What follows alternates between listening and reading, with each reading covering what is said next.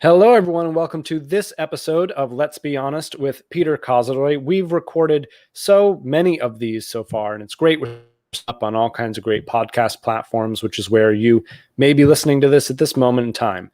Today, I have a very special guest from all the way on the left coast, my eyesight's not that good. I'm here in the New York area. I can never see that far. But today, I'm joined by Stephanie Paul. Stephanie, welcome to the show. It's great to have you here. Thank you very much. Great to be here. Of course. So show's called Let's Be Honest. So let's open up the floor to you. And in 3 minutes, tell everyone, give them some insight into who you are, where you've come from, what you do, and what gets you inspired out there.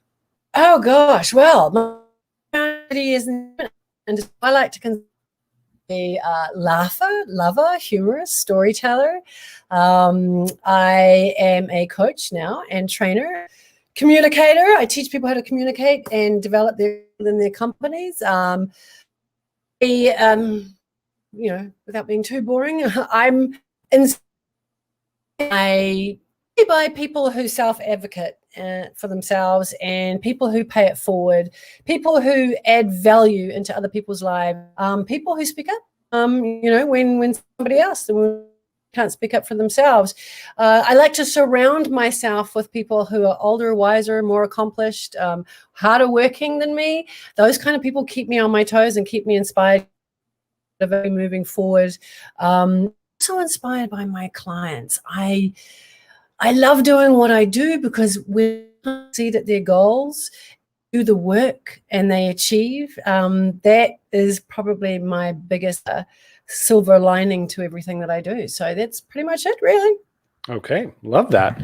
So take us to a time, in all the clients you've had and the life experiences you've had where you've had to get brutally honest with yourself as a leader. What was going on during that time? What did you do and how did it turn out? I'm going to tell you this story, but I just want to preface it by saying when I had to leave my marriage 10 years ago, that was the first moment that I was in a really dark place and I had to self-lead. And I think great leadership first comes from self-leadership. I had to lead myself out of a miserable place and start again and do the work and get to get out of that place. And then, several years later, 6 years later, in fact, I found myself, I was asked to be the executive producer of a TEDx in Mission Viejo, which is a TED Talk event. And I had a background in producing live events and also, TV film as from the entertainment industry. And I had an extraordinary vision, and my assistant producer kept saying to me, do you really want to do all this? I'm like, yes, I really want to do all this.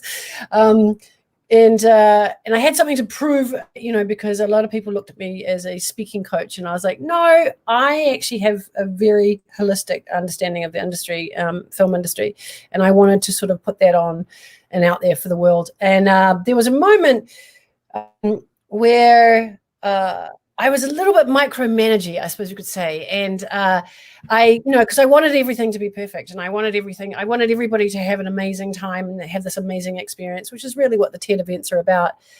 And I went on a small vacation to Vegas for 3 days, and I was writing and working in the car on the way out there in a hotspot. And I remember my executive producer basically telling me, I was in the middle of a show, and I'm texting her. I couldn't leave it. And I remember her just telling me, sort of, back off. You need to back off and let me do this. And there was a moment where I really was like, you know what?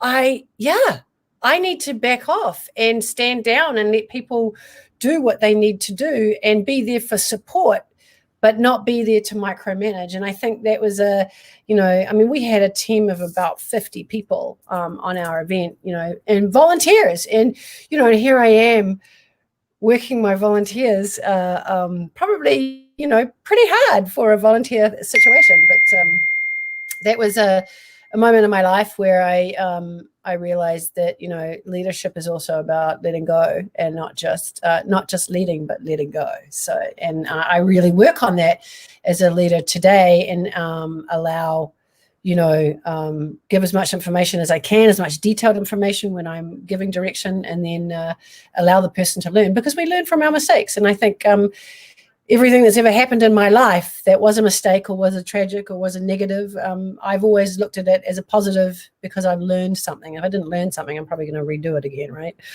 Mm-hmm. It's such a great story, Stephanie. I literally say the same thing in my book. I have a chapter on management, tells the story of the Ritz-Carlton and how that entire command and control style, it doesn't work.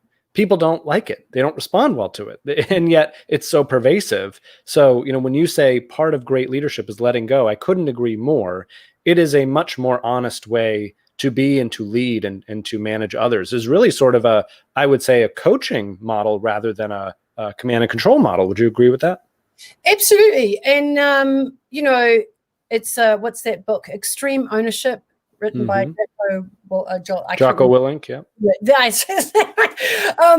So one of my clients has a leadership annual conference, and he spoke and did the training one year. And, I read the book and all that kind of stuff. And and I really work that into my daily work with my clients, and also with my team. I'm constantly, I put it on me.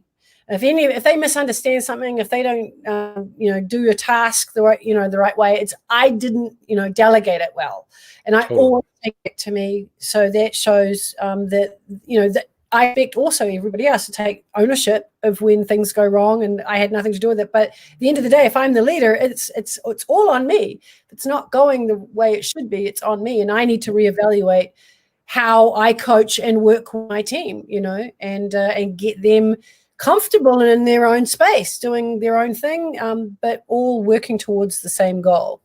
Yep. I love that. I mean, I literally say in my keynote presentation, let's be honest, there are only so many things we can control. How many of us spend our time and energy trying to control the things we can't and fail to control the things we can, like our own reactions, taking responsibility, right? It's remarkable. So, Stephanie, you've clearly done a lot, right? I mean, you're in the Hollywood scene. I'm sure you've seen a lot. Was. It was in the Hollywood scene. So I still have a lot of friends in the industry, but I myself, in that area. Distance yourself, right? I love that. What are you most proud of when you look back on everything that you've done and learned? And then tell us something that perhaps you're least proud of.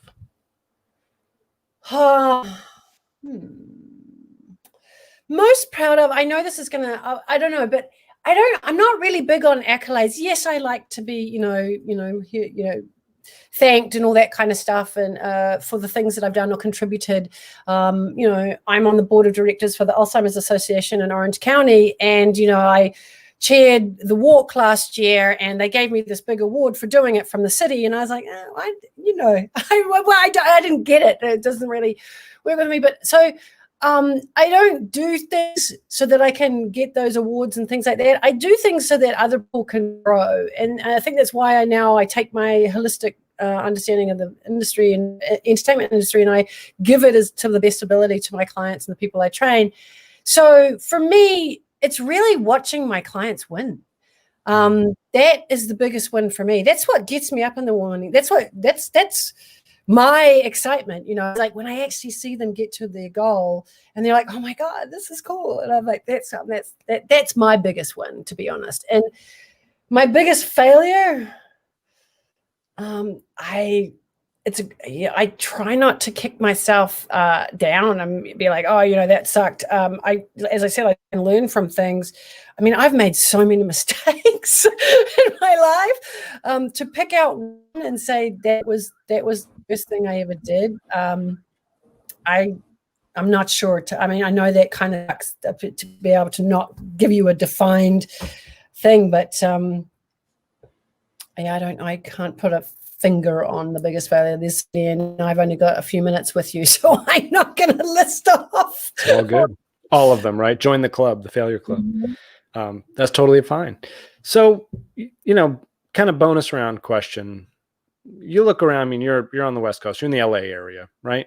Mm-hmm. I would say reputationally, I think the word on the street is that here in the New York area, we tend to be a little more honest, maybe out in LA, a little less so. where do you think honesty fits into the world today? Is it still important or not? And how do you think about that?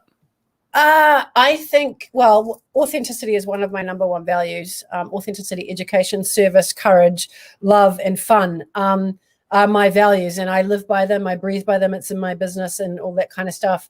And a lot of the work that I do, I talk about the biology, how our brain works, and how we communicate with each other. So I've spent the last 6 years studying human behavior and the sciences behind it, the neuroscience.